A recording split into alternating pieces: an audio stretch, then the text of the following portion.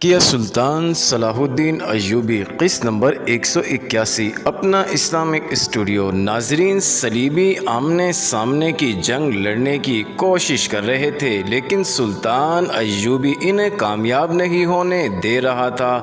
یہ طریقہ آسان نہیں تھا۔ چھاپا مار اگر 100 کی تعداد میں جاتے تھے تو بمشکل 60 واپس آتے تھے۔ اس کے لیے خصوصی مہارت، دلیری اور تیزی کی ضرورت تھی، جو سلطان ایوبی نے اپنے چھاپا مار دستوں میں پیدا کر رکھی تھی۔ جنگ بہت دور دور تک پھیل گئی۔ صلیبی فوج میں نہ جمعیت رہی نہ مرکزیت۔ ان کی رسد نور الدین زنگی کے قبضے میں آ گئی تھی۔ ناظرین، میدان جنگ میں نہ کوئی سامنا نہ عقب۔ صلیبی اس جنگ کی سوجھ بوجھ نہیں رکھتے تھے جو مسلمان لڑ رہے تھے۔ پھر کیفیت یہ ہو گئی کہ جو صلیبی سپاہی بھاگ سکے بھاگ گئے، اور جن میں تاب نہ رہی وہ ہتھیار ڈالنے لگے۔ رینالڈ ہار ماننے کو تیار نہیں تھا۔ اس نے کسی اور جگہ کچھ فوج اکٹھی کر لی اور اسے یہ بھی پتا چل گیا کہ زنگی کہاں ہے۔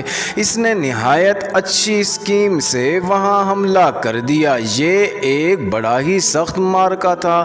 صلیبی زندگی اور موت کی جنگ لڑ رہے تھے۔ رینالڈ کی چالیں اور اپنی فوج پر کنٹرول بہت اچھا تھا، مگر چوتھی پانچویں رات زنگی کے شب خون مارنے والے ایک دستے کے چند ایک جان بازوں نے جان کی بازی لگا دی اور رینالڈ کی ذاتی خیمہ گاہ پر جا شب خون مارا۔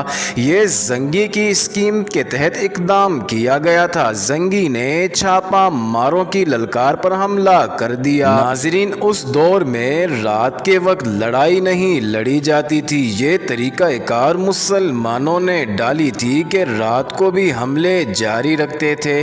صبح طلوع ہوئی تو صلیبیوں کا سپریم کمانڈر رینالڈ قیدی کی حیثیت سے نور الدین زنگی کے سامنے کھڑا تھا۔ اوپر سے لے کر نیچے تک بالکل گیلا ہو چکا تھا اور سلطان نور الدین زنگی اسے اپنی شرائط بتا رہا تھا۔ یہ صلیبی کمانڈر ہر شرط ماننے پر آمادہ تھا، لیکن بات جب بیت المقدس پر آئی تو رینالڈ نے انکار کر دیا۔ زنگی نے اسے کہا تھا کہ بیت المقدس ہمارے حوالے کر دو اور آزاد ہو جاؤ۔ شام تک سلطان ایوبی بھی آ گیا۔ رینالڈ کو پورے احترام کے ساتھ رکھا گیا تھا۔ سلطان ایوبی اسے بغل گیر ہو کر ملا۔ آپ عظیم سپاہی ہیں۔ حالانکہ سلطان صلاح الدین ایوبی جانتا تھا کہ یہ عظیم کمانڈر 2 بار ذلت کھا کر پہلے بھی بھاگ چکا تھا۔ رینالڈ نے سلطان ایوبی سے کہا، یوں کہو کہ اسلام عظیم مذہب ہے۔ سلطان ایوبی نے کہا، سپاہی وہی عظیم ہوتے ہیں جن کا مذہب عظیم ہوتا ہے۔ محترم رینالڈ نے مجھ سے پوچھا تھا کہ ان کا بحری بیڑا نہیں آیا تھا۔ نور الدین زنگی نے سلطان ایوبی سے کہا، انہیں صحیح جواب تم ہی دے سکتے ہو، میں تو یہاں تھا۔ آپ کا بحری بیڑا پورے تمطراق سے آیا تھا؟ سلطان ایوبی نے کہا، اور واپس بھی چلا گیا ہے۔ آپ کے بہت سے جہاز سمندر کی تہہ میں ہوں گے، اور جو ڈوبے نہیں ان کے جلے ہوئے ڈھانچے سمندر پر تیر رہے ہیں۔ جو فوج جہازوں سے اتر آئی تھی وہ واپس نہیں جا سکی۔ ہم نے آپ کی تمام لاشیں پورے احترام سے دفن کر دی ہیں۔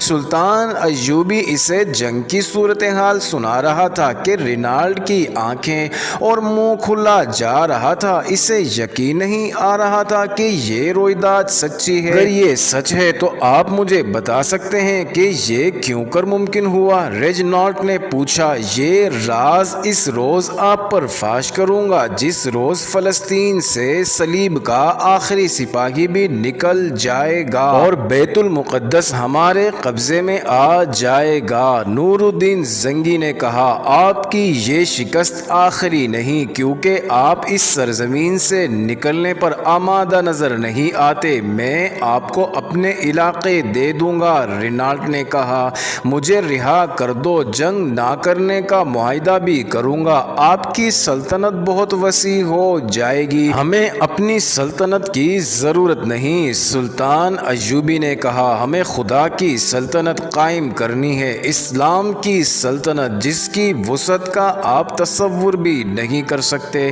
آپ کا مقصود اسلام کی بے خونی ہے جو ممکن نہیں۔ آپ نے فوجیں استعمال کر کے دیکھی ہیں، بحری بیڑا بھی آزما لیا ہے، اپنی بیٹیوں کو استعمال کر کے دیکھا ہے۔ آپ نے ہماری قوم میں غدار بھی پیدا کر کے دیکھ لیے ہیں، اور کرک کے قلعے سے ننگے ہو کر آپ نے بھاگ کر دیکھ لیا ہے۔ گزشتہ ایک صدی میں آپ نے کتنی کامیابی حاصل کی ہے، کیا یہ میں آپ کو یاد دلاؤں کہ ہم نے اسلام کو کہاں کہاں سے نکالا ہے؟ رینالٹ نے کہا، اسلام تو بحیرہ روم کے پاس پہنچ گیا تھا، اسپین سے اسلام کی پسپائی کیوں ہوئی؟ روم آپ کے ہاتھ سے کیوں نکلا؟ سوڈان آپ کا کیوں دشمن ہوا؟ صرف اس لیے کہ ہم نے تمہارے اسلام کے محافظوں کو خرید لیا تھا۔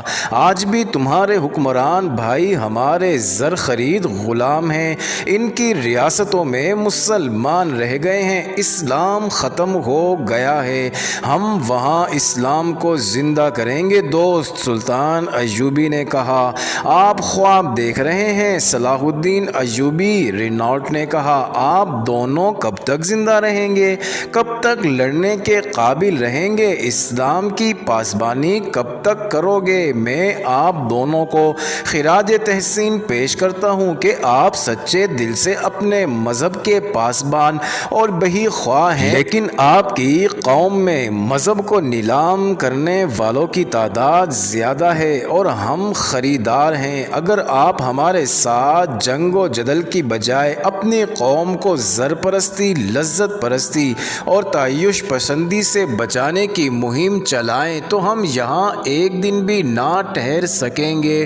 مگر میرے دوستو، آپ اس مہم میں کامیاب نہیں ہوں گے، جس کی وجہ یہ ہے کہ عیاشی آپ کی قوم میں نہیں آئی بلکہ قوم کے سربراہ اور حکمران عیاش ہو گئے ہیں۔ اس حقیقت سے آپ چشم پوشی نہ کریں کہ جو برائی حکمرانوں کی طرف سے شروع ہوتی ہے وہ قوم میں رواج کی صورت اختیار کر جاتی ہے۔ اسی لیے ہم نے آپ کے حکمرانوں کو اپنے جال میں پھانسا ہے، اور میں آپ کو یہ بھی بتا دوں کہ مجھے قتل کر دیں، مجھ جیسے چند اور صلیبی حاکموں کو قتل کر دیں، اسلام کو بہرحال ختم ہونا ہے۔ ہم نے جس مرض کا زہر آپ کی قوم کی رگوں میں ڈال دیا ہے وہ بڑھے گا، کم نہیں ہوگا۔ عزیز ناظرین، یہ انٹرسٹنگ ویڈیو جاری ہے، اگلی ویڈیو قسط نمبر 182 میں دیکھنا مت بھولیے گا۔